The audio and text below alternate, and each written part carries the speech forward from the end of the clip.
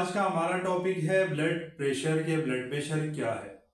आज हम blood pressure पे बात करेंगे, नॉर्मल रेंजेस पे बात करेंगे कि ब्लड प्रेशर के नॉर्मल रेंजेस क्या होते हैं, एलिवेटेड ब्लड प्रेशर किसे कहते हैं, स्टेज 1 और हाई ब्लड प्रेशर में क्या फर्क है, इसके कॉजेस पे बात करेंगे, सिम्टम्स पे बात करेंगे और इसके साइड इफेक्ट पे बात करेंगे कि ब्लड प्रेशर जब हाई हो तो उसके नुकसान क्या होते हैं और उसको किस तरीके से कंट्रोल करना है।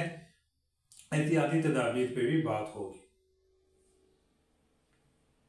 तो चलें हम अपनी वीडियो की तरफ चलते हैं।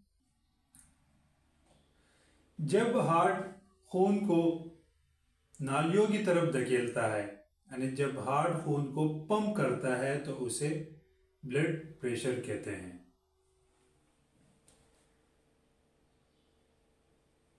अमूमन सुनने में जो है दो चीजें हमें मिलती हैं, एक है ऊपर का ब्लड प्रेशर और दूसरा नीचे का ब्लड प्रेशर। ऊपर का ब्लड प्रेशर जो है, जब ब्लड लेफ्ट वेंट्रिकुलर से एरोटा की तरफ जाता है उसे सिस्टोलिक ब्लड प्रेशर कहते हैं, और जब हार्ट के चैम्बर रिलैक्स हो जाते हैं उसे डायस्टोलिक ब्लड प्रेशर कहते हैं। तो ऊपर का blood pressure systolic blood pressure कहलाता है, नीचे का blood pressure diastolic blood pressure कहलाता है। अब इसके नॉर्मल रेंजेस क्या है? 120/80 ये नॉर्मल रेंजेस होते हैं ब्लड प्रेशर के, और अगर ब्लड प्रेशर 120 से अबाव हो, यानी 120 से ज्यादा हो, 129 हो, सिस्टोलिक यानी ऊपर का ब्लड प्रेशर। अगर 120 से ऊपर हो और 129 हो और नीचे का ब्लड प्रेशर 80 हो, 80 हो, ये एलिवेटेड ब्लड प्रेशर कहलाता है।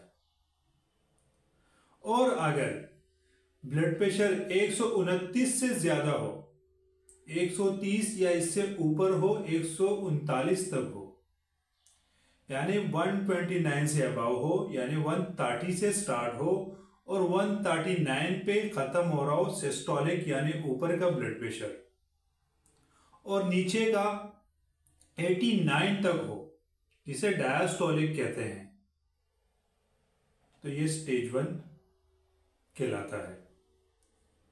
हाई ब्लड प्रेशर जो है 140 हो, 140 हो या इससे ऊपर हो, सिस्टोलिक ब्लड प्रेशर जिसे ऊपर का ब्लड प्रेशर कहा जाता है, और नीचे का ब्लड प्रेशर जिसे डायस्टोलिक कहते हैं, अगर वो 90 यानी 90 से ज्यादा हो तो वो हाई ब्लड प्रेशर कहलाता है, जिसे कहते हैं हाइपरटेंशन।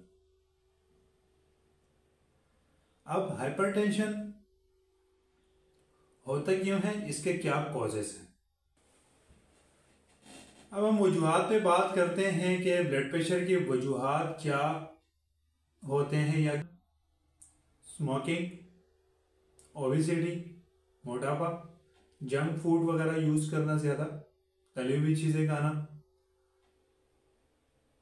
फिजिकल एक्टिविटी का ना होना, नींद का पूरा ना होना, या कोई ऐसी बीमारी जिसकी वजह से ब्लड प्रेशर पे असर पड़ता है, जैसे यूरिक एसिड वगैरह हो।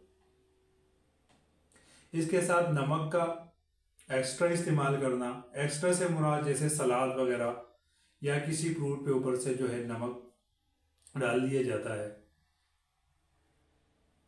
तो ये हमें ब्लड प्रेशर की तरफ ये चीजें लेके जाती हैं। अब ब्लड प्रेशर के सिम्टम क्या हैं? देखिए, ब्लड प्रेशर के कोई सिम्टम नहीं होते हैं, इसलिए इसको खामोश कातिल कहा जाता है, यानी साइलेंट किलर। हाँ, ये होता है कि जब बीपी कंटिन्यू ज्यादा रहता है तो जाहिर सी बात है बॉडी के अंदर चेंजिंग आती है, तो जिसकी वजह से फिर सर में दर्द और यहाँ शोल्डर में पेन, मतली वगैरह फील हो सकती हैं, और बिलावजह गुस्सा।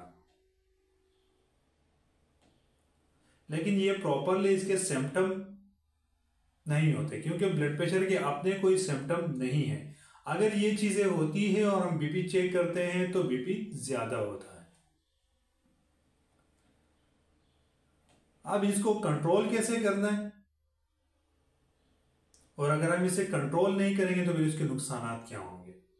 तो कंट्रोल करने के लिए, नुकसान से बचने के लिए अपनी नींद पूरी करनी है। 8 से 10 घंटे की नींद पूरी करें, जंक फूड वगैरह बंद करें, स्मोकिंग से इज्तिनाब करना है, फिजिकल एक्टिविटी कंटिन्यू रखनी है, और नमक का इस्तेमाल कम से कम रखना है, और तली हुई चीजें नहीं खानी है। अगर ब्लड प्रेशर कंटिन्यू ज्यादा रहेगा तो इसके क्या नुकसान हो सकते हैं। इसका किडनी पे असर पड़ेगा, स्ट्रोक हो सकता है, दिल पे असर पड़ेगा, हार्ट अटैक हो सकता है, और इसके साथ जो है आई साइड पे भी फर्क पड़ सकता है। तो इन चीज़ों से बचने के लिए मुख्तलिफ मेडिसिन भी जो है मार्केट में अवेलेबल है। वो आपके कंसल्टेंट ही आपको जो है डिसाइड करते हैं कि पेशेंट को कौन सी मेडिसिन किस कंडीशन में देनी है, या पेशेंट को मेडिसिन की ज़रूरत है या नहीं।